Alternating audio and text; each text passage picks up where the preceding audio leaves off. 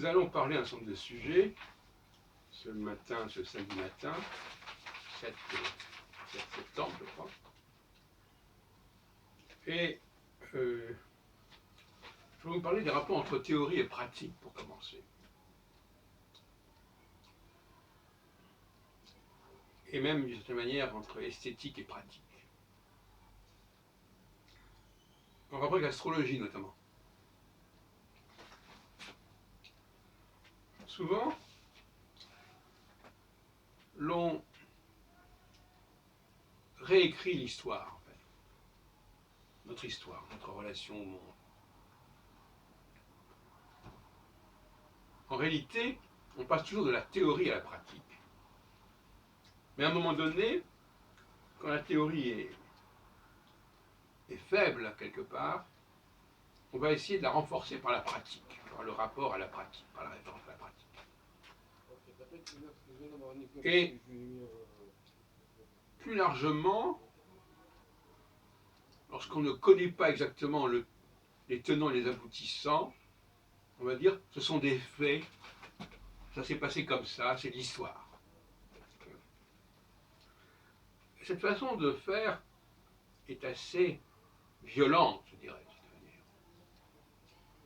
Parce que la pratique, ça ne se conteste pas. Les faits, ça ne se conteste pas. Alors que tout ce qui est de l'ordre de la théorie peut faire l'objet de contestation.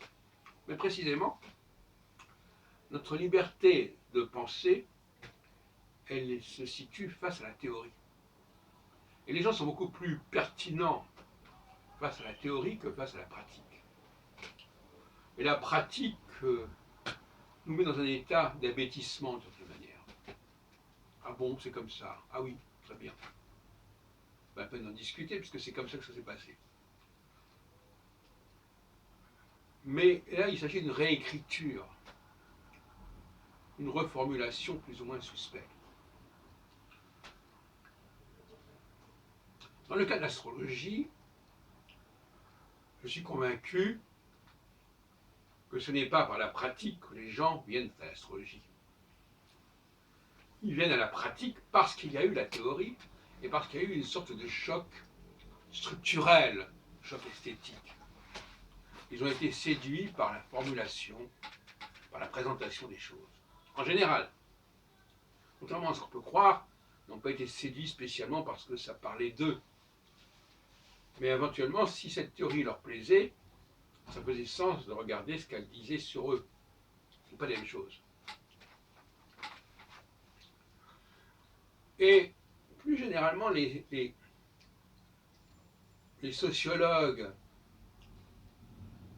de l'astrologie, je pense notamment à quelqu'un que j'ai écouté l'autre jour, je ne sais plus comment il s'appelle, Esquer, je crois, Arnaud Esquer, nous parle de l'astrologie d'un point de vue sociologique. Qu'est-ce que les gens attendent de l'astrologie? Qu'est-ce que les gens pensent de l'astrologie? Comme si c'était une façon sérieuse de traiter des questions. Je ne dis pas que ça n'est pas utile quelque part, mais enfin, c'est pas sérieux. Un objet n'existe pas uniquement parce qu'on en pense, parce qu'on en dit. C'est pas du tout ma façon de procéder.